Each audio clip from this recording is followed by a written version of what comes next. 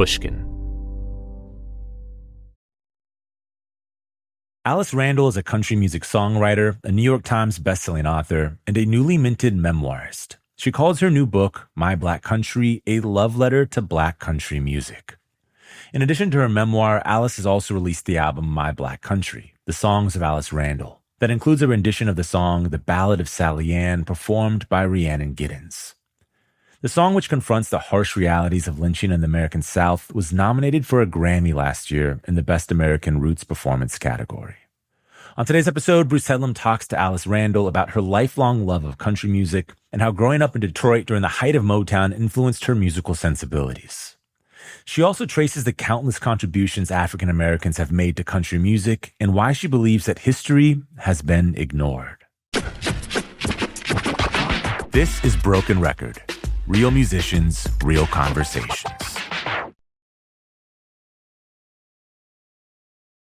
Here's Bruce Headlam's conversation with Alice Randall.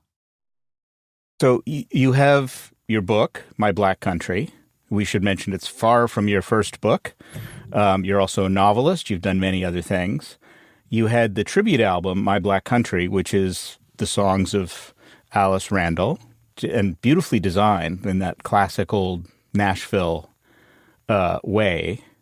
Mm-hmm. Now, and you talk about all of this as your project. Are there other elements to this project? Is there more coming? Yes, there actually is more coming. There is the My Black Country documentary that Reggie Headlam will be directing that will let us take a deeper dive into some of this material and a visual dive into it.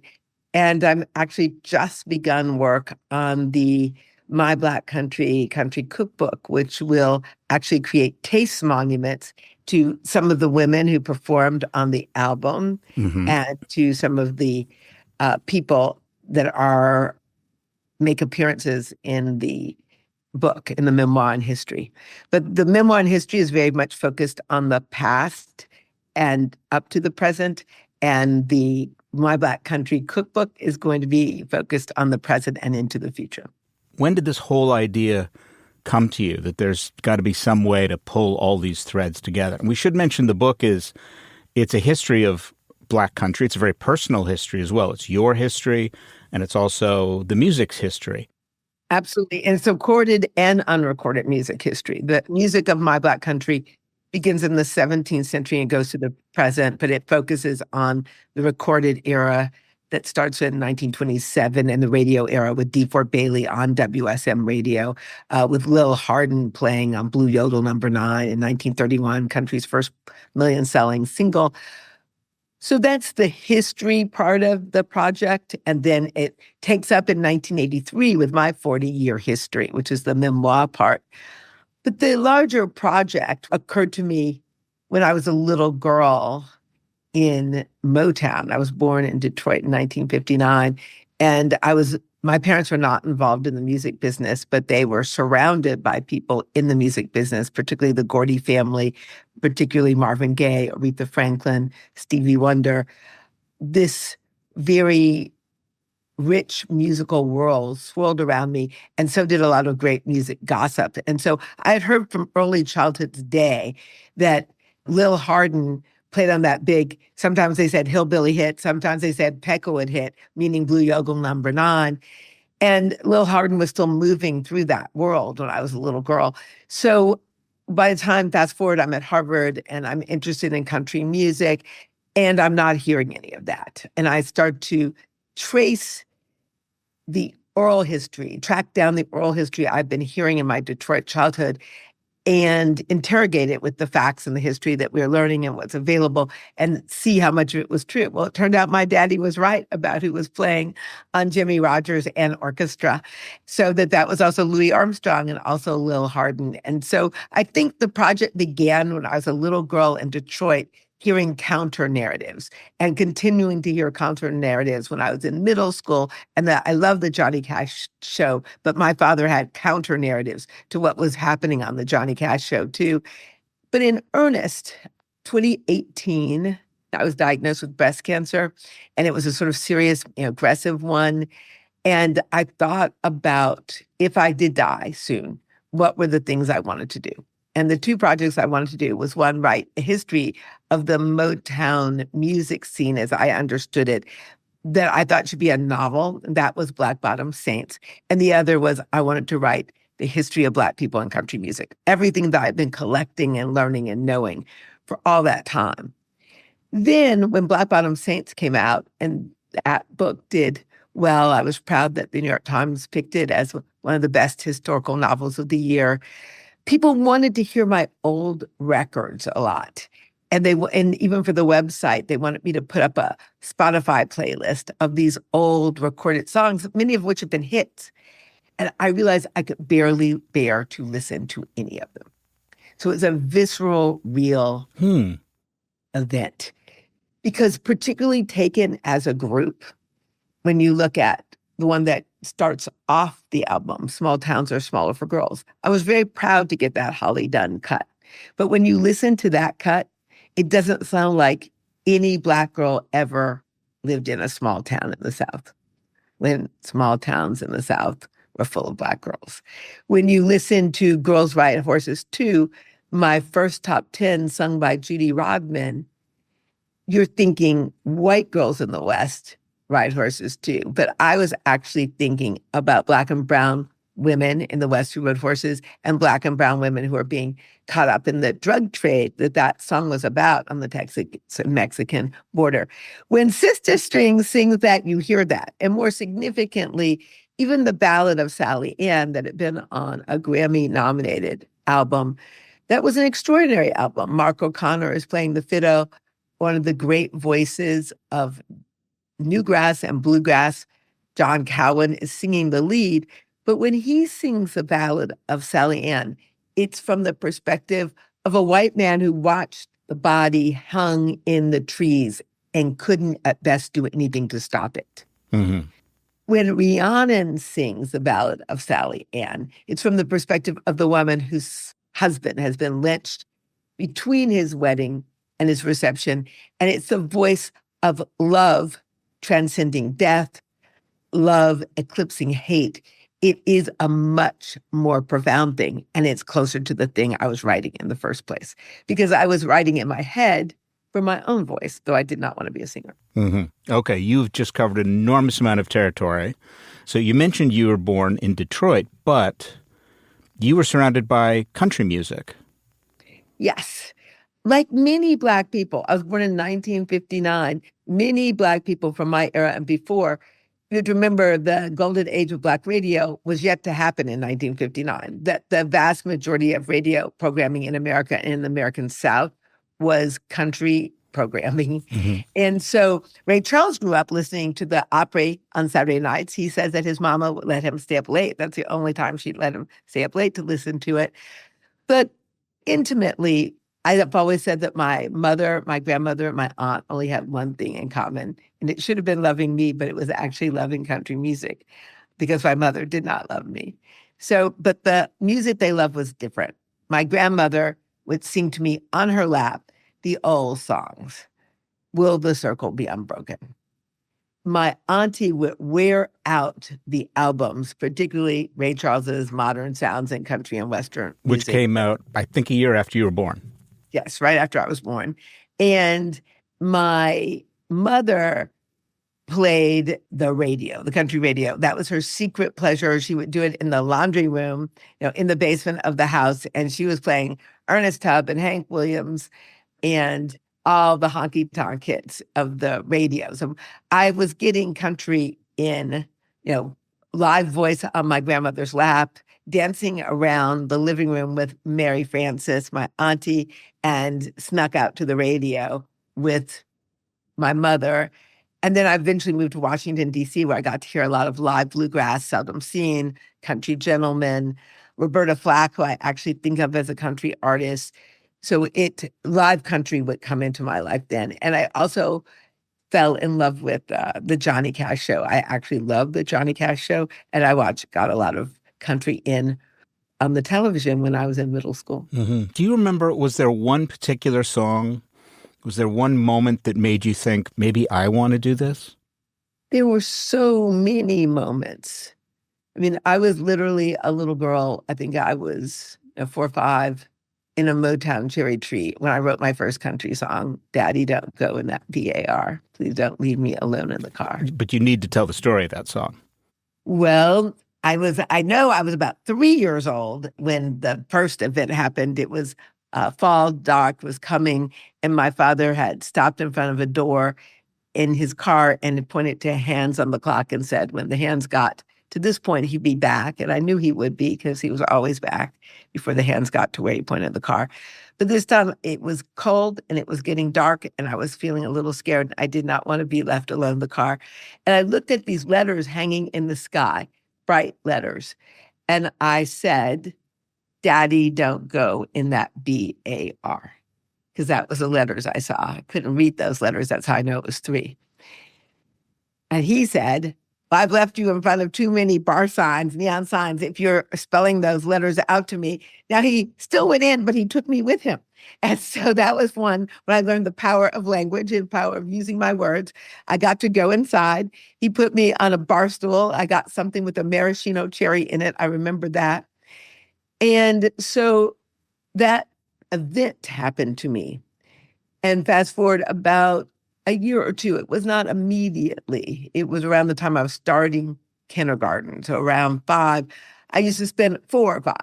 I used to spend a lot of time in the cherry tree on the side of our house. We actually had, it was Detroit, Michigan, and there was 4 fruit trees and then the highway. So the highway and the cars on that were like my river in Detroit. But I was actually sitting up in a fruit tree, a cherry tree.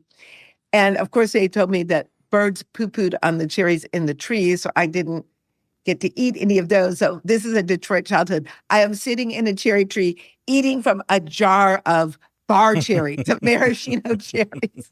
And I think, thinking about that and that first drink, I started, I would sing to the birds. John Lewis said he used to preach to the chickens. I didn't have any chickens and I didn't do any preaching, but I used to sing to the birds in a very bad voice. I don't have a good voice. And usually first I was singing songs I had learned from my grandmother, my mother, my aunt. But eventually I started making up my own little songs. And the first one I really remember making up was Daddy Don't Go in That BAR. Please don't leave me alone in the car. I'm wishing on a something star. Daddy Don't Go in That BAR. And I love that song so much, the bones of it. I brought it with me to Nashville. And I brought it into several meetings. And I remember Archie Jordan, who wrote What a Difference You Made in My Life and some Grammy-winning big songs. Archie said to me, that's the hit. And I said, that happened to me. And he said, I know. And I said, how could you know? He said, you can't invent that. But I love that event was so precious to me. I could never work on that song to make it a professional or co-written song because I couldn't change anything about it. So I've known from almost my earliest hours, music was so important to me. It's been a lifeline to me through my whole life.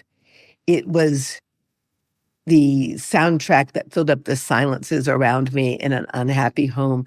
I've always loved music and always wanted to make up songs. I love making up songs. And did you start playing piano or guitar when you were young as well? Weirdly, I took some piano lessons.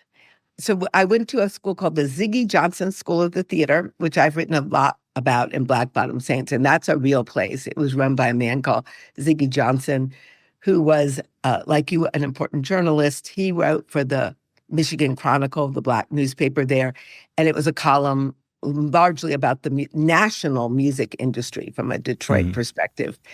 And he had this dance school. So I'm at a dance school where, for example, the Supremes will come in and they actually perform on the yearly pageant. And Sammy Davis comes in. He's also showing us bootleg film of Baryshnikov. The man was very interesting. So I early knew, one, because I'm hearing not that much older than me, Stevie Wonder play the harmonica or make music, that I am not a great musician. I am not a dancer, but I could write. I realized I did put words together in sort of interesting ways, but I knew. So I did not play the piano long or the guitar long. And I will make a confession. I've hardly ever confessed. My own daughter, who now plays, I think, a very cool guitar and sings very interestingly. It will put out an album next year. And I love that Justin Townes Earl said, something like, he said, your guitar playing ain't worth the shit. I can do something with your voice. That she actually does play some interesting guitar. But when she was a little girl, when she had been at it just a few years and she went through all this great classical piano lessons, I said, Caroline, if you were a great pianist or guitar, we would know that by now. This is like, mommy, I am not the mother who could listen to this and say, this is great. It wasn't originally great. But eventually she actually has become, I think, actually a very unusual and really great guitar player. And I love acclaiming, she wasn't for a long time, but I cannot sing at all. And I cannot play the guitar. And I have very good ears. I can tell when things are slightly off. I can recognize talent at the very beginning, but I have great ears and do not play any instrument or sing or anything. Okay. This surprises me because your daughter clearly was working at it. And you were like, oh, you don't know if she's going to get there. But you worked at being a lyricist. You write in the book about listening to the radio. I don't know when you had the typewriter, but you would type up the lyrics you would hear and then analyze them. Well, at first, what I do at night, so back in the days, this is the early 80s. So I worked so hard at being a lyricist. So in the early 80s, when I moved here in 83, I would let the radio run all night. And if on the country radio, and if I heard a song that I hadn't heard, I would wake up and write down. So I started with a pad in my bed, and of course, radio format, when things are moving up, they're on every hour, every couple hours, literally, because there was no Google back then or anything. I was literally catching the song all through the night, and then I would type it up in the daytime. I see. On this little portable typewriter. But it would be a pad in the bed with me during the night. That is how. And my goal first was to have heard and written down the lyrics for every single song on the top 100 country chart. So once you got through all 100, it wasn't as hard as it seems, because back in those days, a song might take 2-3 months to rise from the bottom of the chart to the top. So once it was on and I had it typed out, I had that one. And so I only was having to deal with the new songs, and there weren't really that many new songs that broke. But I truly would work on the new songs that way. And then I would go sometimes to the Country Music Hall of Fame, their archives, a museum, and I would look up old songs and write them out. And then I studied those songs, like I studied Jane Austen and Shakespeare at Harvard. I remember coming across Red Bandana, which is an amazing song. That red bandana tied around your auburn hair, you look like you ought to be somebody's wife somewhere. You ain't never going to be no Bobby McGee, but you're trying to. What I learned from that is that country songs can actually reference characters in other songs, like that Bobby McGee, the Christopherson song, being referenced in this other song. I found weird, wonderful old songs like Don't Forget the Coffee, Billy Joe, Mama Needs Her Medicine. She's got that real bad cough. I love that portrait of the Depression. So I took it very seriously, both the craft, but I also took it very seriously of finding the songs that truly, utterly spoke to me, that I thought were as important as any poetry ever. And also I was interested from those very beginnings to find the evidences of what I recognize as Black influence and Black presence in these songs, and fascinated by whether it be banjo riff, whether it be evangelical Christianity, whether it be a sense of sacred place, all these things that I knew were part of what Africans brought to the American experience. I was tracing that down, but I was also just tracing down proud waves of human dignity in the face of poverty that country claims. Mm-hmm. And I also chased down all the wonderful portraits. I was on a panel last night, and I didn't get to straighten out this one thing. Somebody was saying, oh, all these idealized visions of mothers in country songs. I'm thinking, what? I love Bobby Gentry, fancy. And a cockroach crawled across the tip of her high heel shoe. And she said, just be good to the gentleman, fancy, and they'll be good to you. This is a mother. The baby's real sick, your daddy's run off, and we're about to starve to death. And this mother is she is whoring her daughter out. She takes the last money she has and buys her a tight-fitting dress and sends her off. That is just one of many. Daddy love mama, mama love men. Mm-hmm. Mama's in the graveyard, daddy's in the pen. Country tells some very hard truths about mothers. One of the songs I love the most It's the opposite of slut shaming. It's so ahead of its time. It was done by many people. It's by Whitey Schaefer. Is Hickory Holler Tramp. Merle Haggard did it. O.C. Smith did it. And it's about a mother who whores herself out in the very cabin with her children. And at the end of it, it moves to the gravesite, and there's a big bouquet of 13 roses and a card that says, "To the greatest mom on earth." In the history of American literature, there is nothing that feminist, woman forward about, that's the opposite of slut shaming, that this woman is a dynamic sex worker doing her thing and her kids are getting it. Mm-hmm. And this is country music. And it's country music. And it's country music that traveled into other genres. It was country. It had multiple country cuts, and it also had R&B cuts. It's an amazing song. So this whole journey that Beyonce is making right now, it's not the first time. Ray Charles is what came before it. This song that I've just told you about it. So much conversation going back and forth. I always love the song about midnight train to Georgia. We all know that song, Gladys Knight. I knew Gladys Knight in Detroit. But I met Jim Weatherly, who wrote that song, in Nashville. And the two things Jim Weatherly said, I think one was, there are no minor leagues of country songwriting. And the other was, Midnight Train to Georgia started off as Midnight Plane to Houston. And it was about Farrah Fawcett and Lee Majors. And when she was telling him, I'm going to have to leave Charlie's Angels because I can't keep it together with this man. And then a Black group was recording it and they changed it. They said, can we change the name? But it shows you this deep, that's a real collaboration that Black singers of this song collaborated. And I will just say that the hook, Midnight Train to Georgia, is a far stronger hook than Midnight Plane to Houston. Yes. And those collaborators, even I don't know what their names are now. Because I'm not sure if it was the original artist that recorded it or somebody working with them, a producer that was working with them. And poor Jim Weatherly is dead, so he can't tell us. But the point being, there have always been migrations when you're talking about important stories, because one of the things that's in important songs that I love about country music, as well as what I love about soul food and Southern food, they're both evidences of how African all Americans are and how Black and white and indigenous Southerners co-created a world and multiple art forms. One of these art forms being country music, one of them being what we call soul food. But these are co-created forms with English, Irish, and Scottish, plus African, plus evangelical Christian roots. We'll be back with more from Alice Randall after a quick break.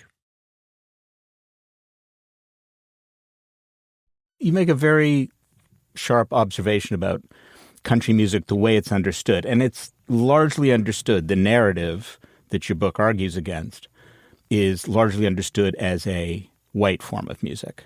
A lot of people think it is white music made by white people for white people. Right. And you say that kind of country music, one of the kind of tenets of that music is that the past is always better than the present. I think there are four big themes in country. One is life is hard, God is real, the road, liquor, and family are compensations, and the past is better than the present. Mm-hmm. For much of white country, the past is better than the country, or some of it, is a longed for and lost Dixie. For the Black people, the past is better than the present in country is a longed for and lost Africa before colonization, I think. In both, there's a shared sometimes sense that the past, it's a longed for and lost childhood before adult misery. But there never has been any country music that doesn't have Black influences. Literally, it does not exist. And so it is just, there hasn't been the recognition that unfortunately we talk about when we're looking at the history of this country, stolen land, what we stole from indigenous people, stolen bodies and lives Africans brought in chains here. But there's also stolen creativity, that you take people's creations, the melodies. The case of Leslie Riddle, I was very excited to just be able to be at Folk Alliance this year, and they gave me a Lifetime Achievement Award. But even more exciting to me than that, though that was very exciting, was I was able to accept Leslie Riddle's award, posthumously, and speak to his brilliance. And this is a man we've always acknowledged that taught Mabel Carter and the Carter family a lot of songs and some guitar techniques. But it gets left out is long before any knowledge we have that Mabel Carter had ever played one bit of guitar or ever sung a song. Leslie Riddle was in a cement factory accident and lost his leg. Then he was so depressed and weirded out by this, he had a gun accident that may have been a suicide attempt in which he lost 2 fingers. And he began to play with 3 fingers. And the way he played is a whole lot like Carter family scratch. Yeah, which it's the basis of finger picking. Exactly.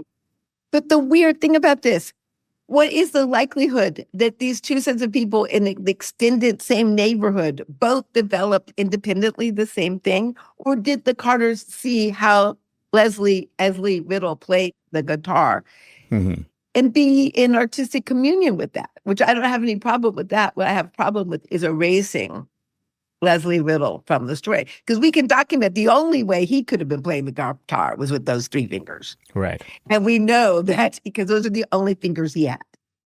So I want to get back to your story and then get to some of these figures, particularly DeFord Bailey, who we've talked about before on our show, Lil Hardin, who we haven't. So you left Harvard, you went to Nashville to become a songwriter, and form a publishing company. Yes. You formed a publishing company, but first you got a letter from people who looked over your stuff, and it said what? That I had no talent whatsoever. Ronnie Gant, the head then of Acuff Rose. So I grew up in Detroit, but moved to Washington, D.C., as I said, and went to Harvard, where I started listening to a lot of country music. And my college roommate, freshman year roommate's mother, was a woman. And since we're talking about race, I will identify her as a white woman who went to Yale Law School. And she was the managing director of ASCAP by the time I was about to graduate. And so she was able to set up some meetings, and she got me with some of the biggest writers and publishers when I graduated from Harvard about a year later that were working in Nashville at the time. And one of them was Ronnie Gant. And of course, I wanted to go there because Acuff Rose was Hank Williams' publisher, that they had done so many amazing things. And I got there, and Ronnie just put his feet up on the desk, and he first told me that I should just go back to wherever it was I came from. And then he told me that maybe I was at such a low level of development that he could not judge my material because people didn't send him people that were this undeveloped. And he was going to share it with some young writers of his. Then he sent me a letter. He said, I shared it with my writers, and they agreed with me. You have no talent whatsoever. And that, of course, inspired me. I was moving to Nashville, Tennessee, and show them wrong. Okay, but where does that come from? That because most people, if that happened, they would be devastated. You'd just been to Harvard. I'm sure Wall Street was calling, whatever else you wanted in life. Instead, it was like, I have no talent whatsoever. I'm going to go there and show them. When I was born in Detroit City, the same year as Motown Records. And at that time, and by 5 years later, Motown is the largest Black company in America. So one thing is I do understand, and I'm a child who sat on the lap and realized how important music was to me. So Wall Street, my best friend did go to Wall Street. My friends were all going to investment banks and to law firms. And I did consider that. But I really love people and I love life. And I knew that how I wanted to impact the world was through songs because I'd seen the power of Motown. It wasn't the kind of music I wanted to do, but it had created a new narrative of what Black life was, this sort of softer, sweet thing. I wanted to preach to the unconverted. Part of it, actually, no one asked these questions, but you did, so I'll answer. I wrote my thesis on mothers and daughters in the novels of Jane Austen. I did ultimately do well in that thesis, but I realized that there were probably 6 people in the world who could understand it and 4 people that could benefit from it. Mm-hmm. You had to know so much about Jane Austen, so much about structuralist criticism, and so much about feminist criticism to be able to evaluate what I did.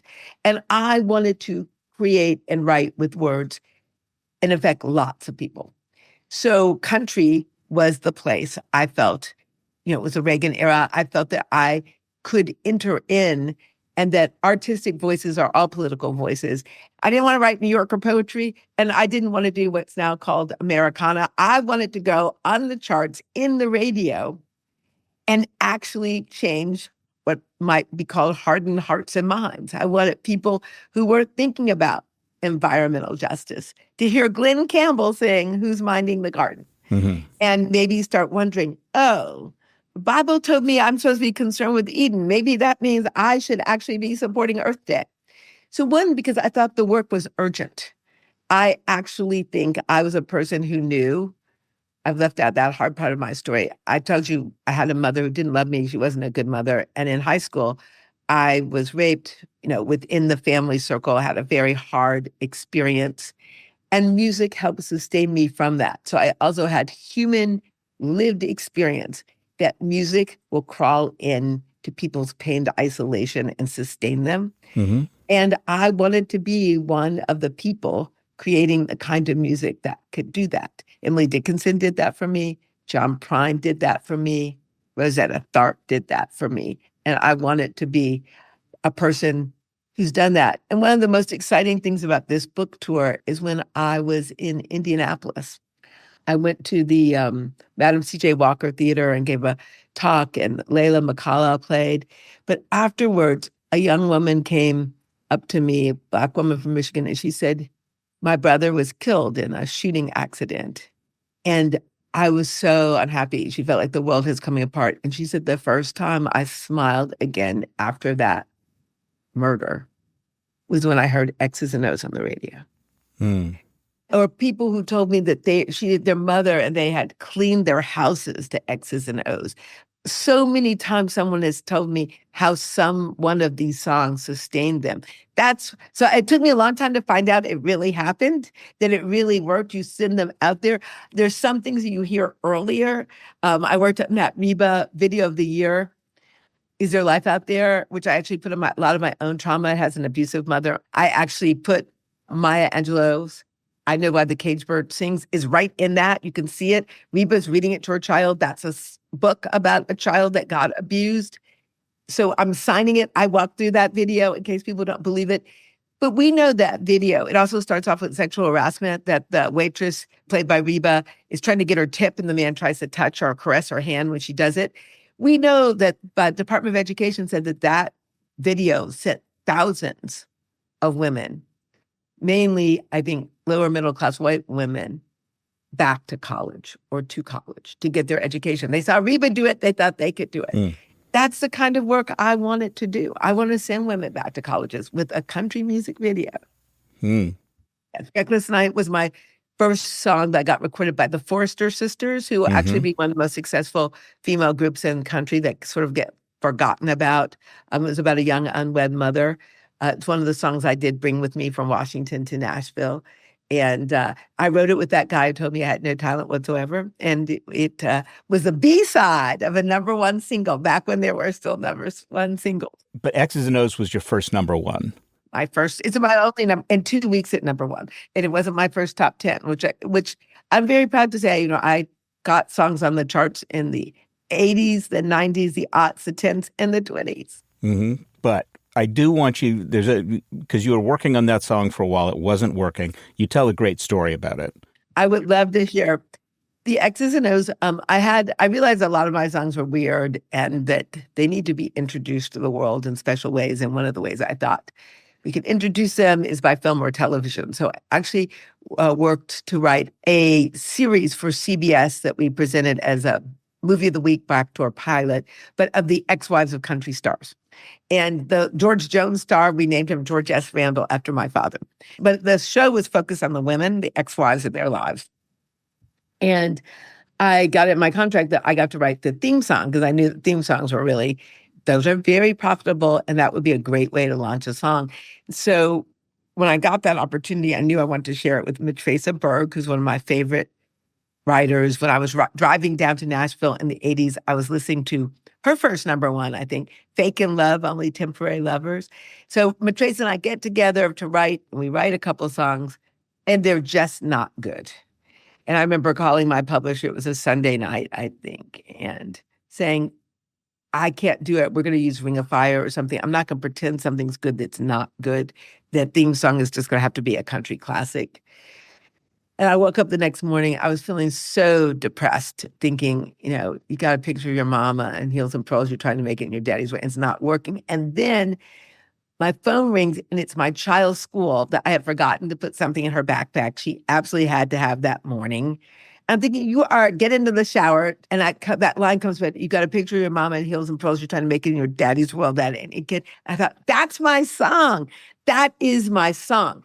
And I raced to my daughter's school first. I raced over to Matrace's house. I don't think we had cell phones. We certainly didn't use them. I banged on her door. And when she opened it, I start telling her that first lyric on the porch. And then she quickly is telling me the second verse. But that first lyric, phone rings, baby cries, TV died, guru lies, good morning, honey. It's just what actually had happened, except for it wasn't a baby crying, it was a baby school calling. We had to change it around a little bit.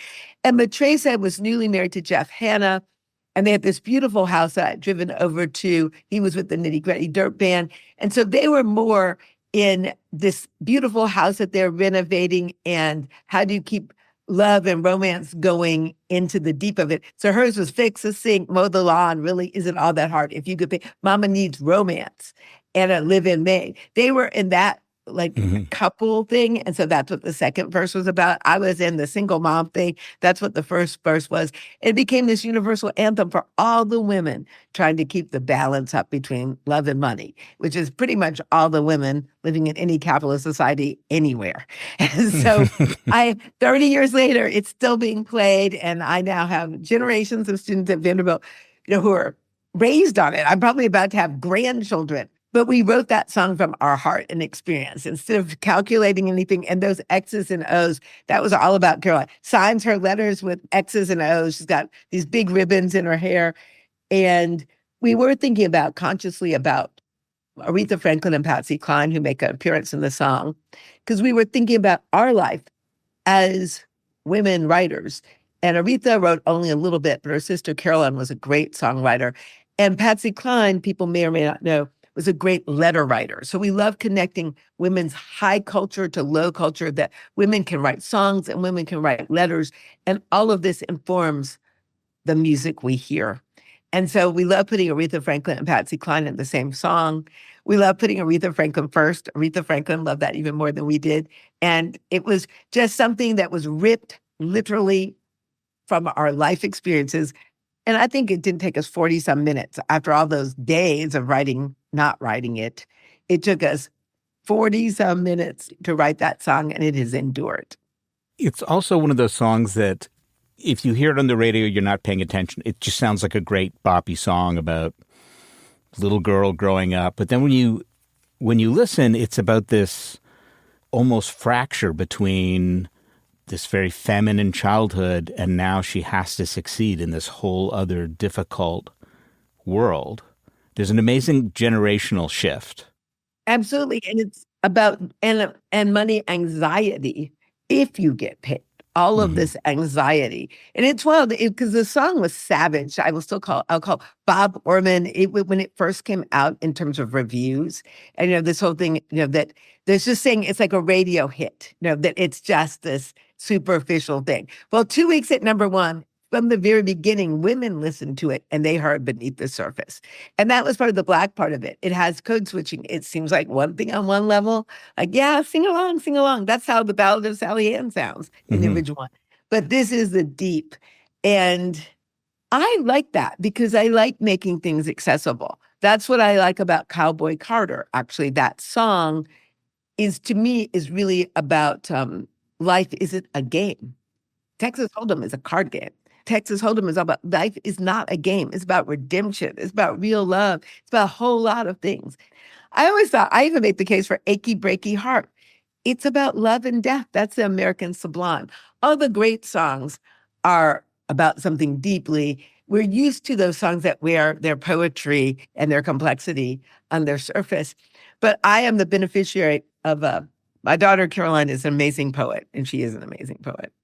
And she sings the last cut on our album, and she deconstructs and reconstructs this word poem homage to X's and O's that is X's and O's, like if Picasso got a hold of it and fragmented it, but showing its greater unities and greater significance.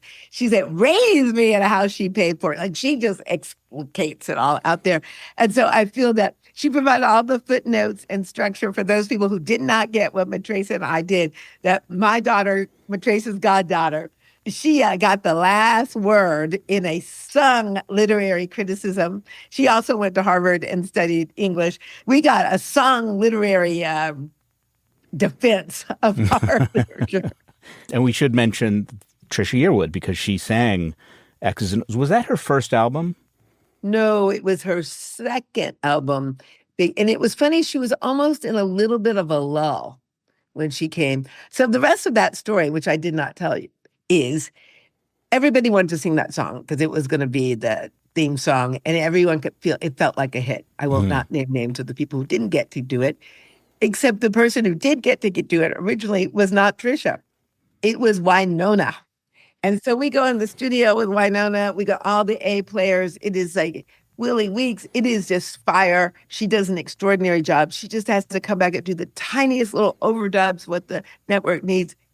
And we come back to the studio and we wait for Wynonna and we wait for Wynonna and we wait for Wynonna and Wynonna does not show up. It's down to about 1 hour in the day. She's come and doesn't come. That's another story. But I knew where Trisha was in the studios recording her second album. It was Garfunkel, small town.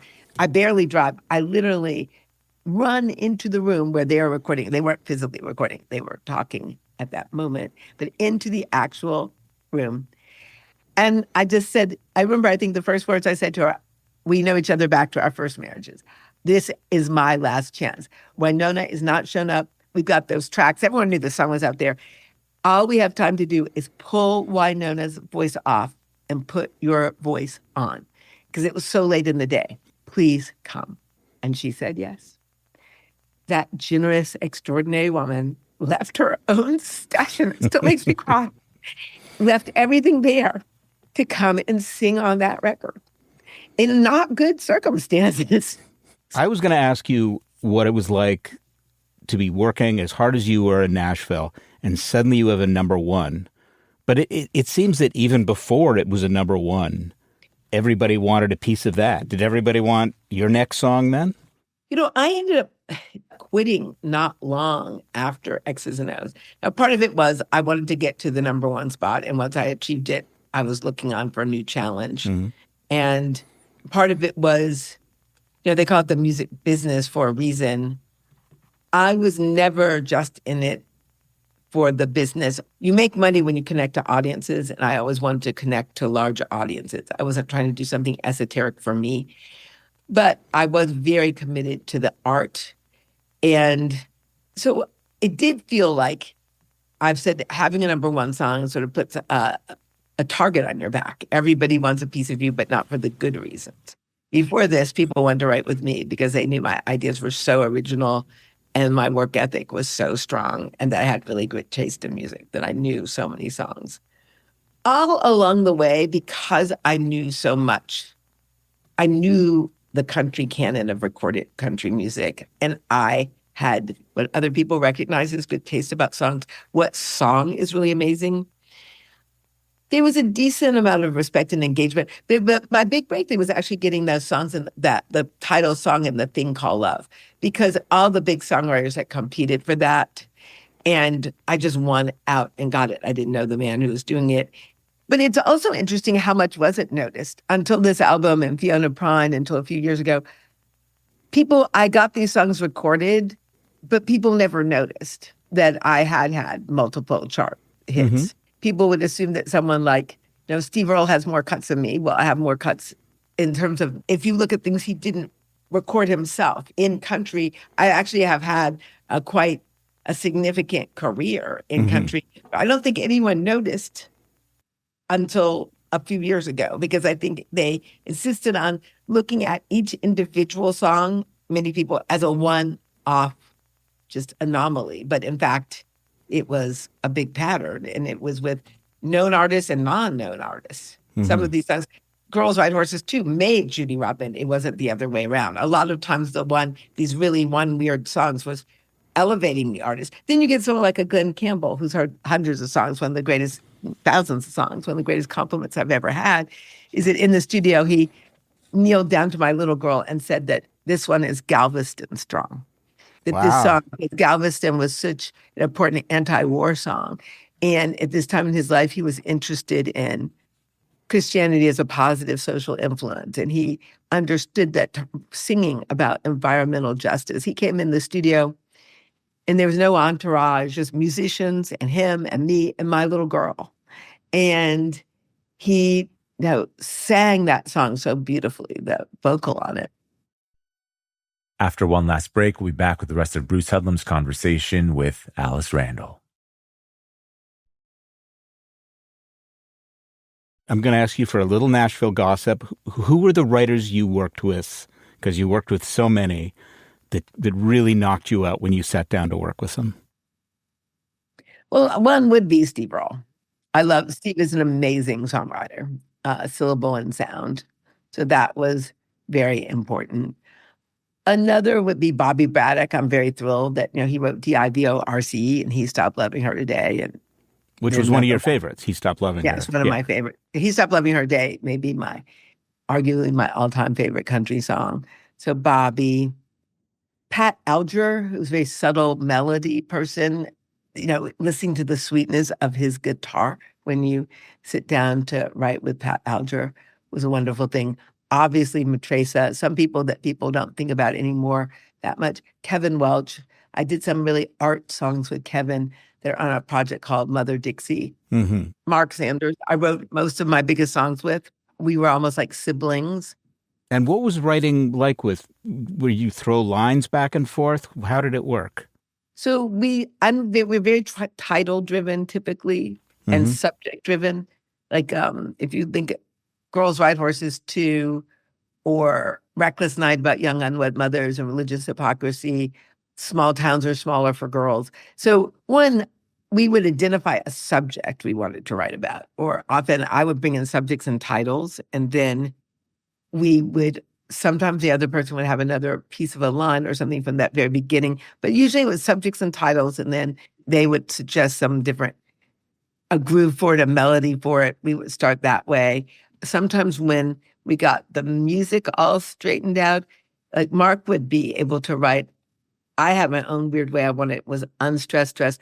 I needed to know what kinds of words I needed. And so he would scan it out for me sometimes, or I could just do it sitting with the person and they sing when I suggest a song and we can see whether it works. But Mark is also a great lyricist. So he was definitely adding lots of words. I developed a very collaborative way of writing songs. I think with the exception of one song that's not on the album, a song called My Hometown Boy, which was Marie Osmond. I don't feel that's the only song that my name is that I don't feel that I contributed a lot to. And as you can even just see across who I've written with, there are themes. Like this girl thing is a big theme. Certain kinds of gothic situations, death, murder, certain kinds of injustices. I have a whole, what I call a cowboy suite. My cowboy songs sound a lot, whether I'm writing with Rodney Foster or Kevin, because they're my cowboy songs. So I think that one of the things that is interesting about this project and this album is because I co-write a lot, and I do co-write, and because I don't perform, it's been harder sometimes for people to see or question, are you an artist? Are you a songwriter? Are you, as opposed to some kind of artisan? That a lot of times, as opposed to thinking of it as being art and as self-expressive, they think if you're co-writing, it's craft. It's not about self-expression. But in fact, all of my work has been very much, I've never said this before out loud, but it's akin to psychoanalysis. It's my story. The therapist is very much facilitating it. And maybe I'm being the therapist for them to some degree, and they're also telling their story. That's what the greatest thing. What was wonderful about this album that I don't even think is so much a tribute album as my grandma Moses, Immersion as an Artist album, that you can see what the themes of Alice Randall's songwriting body is. We should talk a bit about the album. There's other things I want to get to, but the sort of marquee names here are like Rhiannon Giddens, who does an amazing job on Ballad of Sally Anne. You mentioned, I think, in your biography that you were really influenced by Joan Baez's ballad book. And this song takes me sort of back to that. I listened to that album over and I mean, hundreds of times. I mean, I used to know every song on it. So I think when I internalize that, it's part of my artistic DNA. But it even the Ballad of Sally Anne references that directly. Sally Anne is also an old folk and black fiddle tune, but the Ballad of Sally Anne, as far as we know, was never put together, that phrase. And as I've noticed that those songs are a lot about death. Oh, mother dear, I cannot tell, but go dig my grave, both long and wide and deep, and Marvel had, my head and feet, and tell the world I died of love. They found her hanging on by a rope. Like, it has death, has all kinds of young women's trauma in it. A lot of it around love and domestic violences of different kinds, betrayals, intimate betrayals of different kinds. So I think those songs really went into my artistic DNA. And they prepared me to be a country songwriter because I had also all this Black music wealth in me. And I had my, Detroit Lutheran and Baptist Sunday school roots. So I had the Celtic ballad forms, I had the African influences, and I had the evangelical Christianity. So I was set up to be a country songwriter. Another version I thought was so impressive was I'll Cry for Yours. I love the Miko Marks that we did a video of that one. I think that's just heartbreakingly beautiful. And so I hope that one still becomes a theme song for this time. A beautiful brass arrangement in it. It's really unexpected. That's Ebony Smith. She's brilliant. No one expected those horns on the Ballad of Sally Anne either. And they're to me, they remind us that lynching happened into the age of jazz. And those horns, that's also our homage to Louis Armstrong playing on Blue Yodel number 9. Their horns on Blue Yodel number 9. We've avoided talking about it, so we have to talk about it. Most people don't know that Jimmie Rodgers, who's supposed to be the father of country music, played a version of Blue Yodel number 9 with Lil Hardin and Louis Armstrong. The one that was the million seller. Right, yes. Yes, and they only say on the label and orchestra, but the orchestra... Was that right? They didn't list, but this is 19... No, they're not listed. In fact, it was fought until recently, as late as when I worked on the Ken Burns documentary, Country Music, and Ken Burns has been supportive of my book. But other scholars, they just debated and fought with me. It took so much work to get Louis Armstrong mentioned as part of the Jimmie Rodgers story. And I ultimately, even though I was able to prove it to everyone's satisfaction, I didn't find it, but the sheet music has been found and it's been authenticated by Jimmie Rodgers scholars. It's in Jimmie Rodgers' own hand that he wrote after the session. And Louis' wife, Lil, played piano. But up until the time, it was that literally, it's only been in the 21st century we've been able to prove that. And people denied it. But what's wild is Lil Hardin was alive when I was alive. She knew whether or not she played on Blue Yodel number 9. And so it required not believing her. But what's wild is Roy Acuff knew it too. Everybody knew it because it wasn't a secret at the time. That's why they had to go out. They recorded in L.A. Did you think Jimmie Rodgers didn't say, I just played on this big session with Louis Armstrong and Lil Hardin Armstrong? These were two of the top jazz players of that day. But it was hidden. So that's a little bit sad. Louis Armstrong is one of those characters who is so accessible, including to white Americans. Like, why would the fact that he performed with Louis Armstrong be an issue? Because then it became less authentic. What was the thinking? I'm asking you to think about the other side here. I realize that's unfair. Well, we don't. First, I never think I know what other people are thinking, and to wonder what Jimmie Rodgers was thinking in 1931. And it could have been not his idea. He could have just wanted to play with Louis and Lil, and it had to do with the people who are marketing the record. There have been arguments made that part of the way that country music was marketed was that part of the value you got. Like when you buy a Hermes scarf, you're buying into an image of yourself of luxury or this or that. It's not just the silk scarf and the pattern. that part of what was being marketed with country music was quote unquote white identity. And that's part of what people were buying when they got it. And so that's what they wanted to see. So you see in the early 30s, there are examples of bands that were actually integrated bands, but when they made pictures of them, they would take out the Black member and put in a white person, sometimes a manager or some other person, as if that was the band.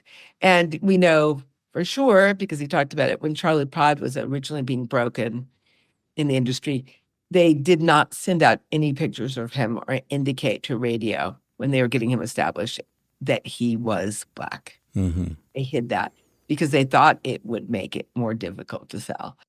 And we know that that had happened with earlier artists that have people have thought were white that we now know for sure were Black, and that their images were replaced at an earlier time. That was not always the case with country music. You talk a lot about DeFord Bailey, who was the most popular star on the Grand Ole Opry when it started. Was there a particular moment when it went from being this art form that had a lot of different contributors to being this representative of white culture?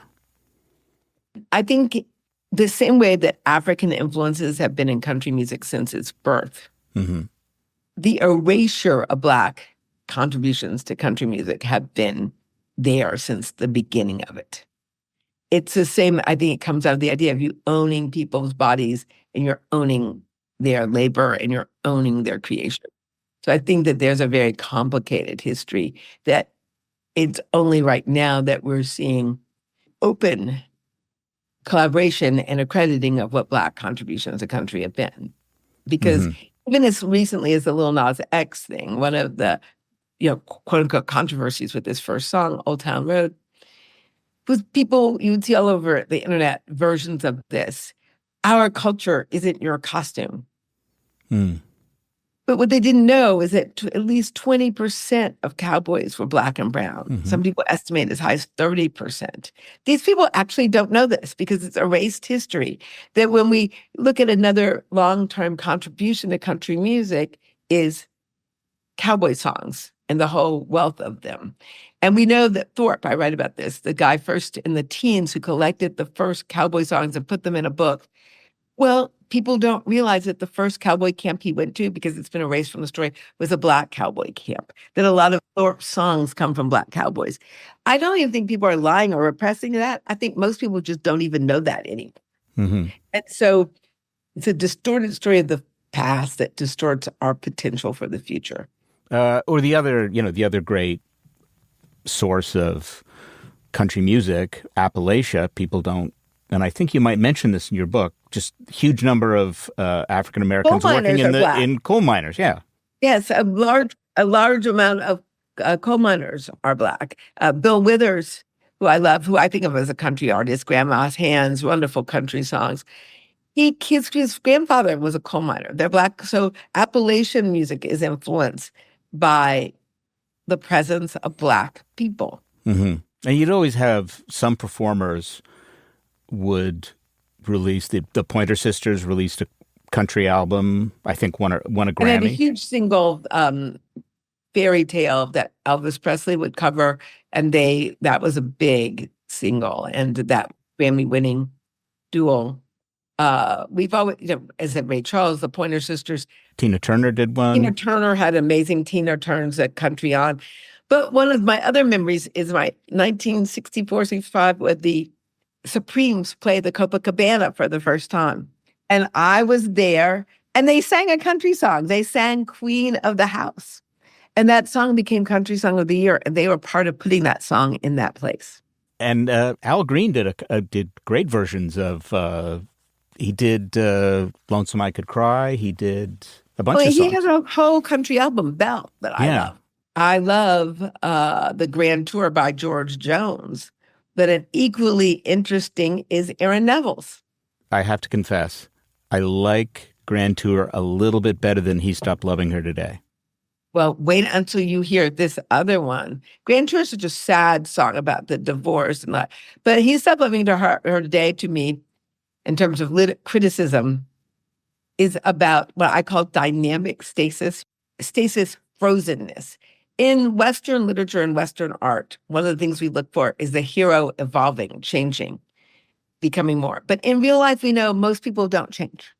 People get very set. What I love in country, there is a dynamic that I have labeled dynamic stasis. We're a frozen character. The narrator moves around them. Like that line, he stopped loving her today. Soon they'll hang a wreath upon his door. He stopped loving her today. The change is death.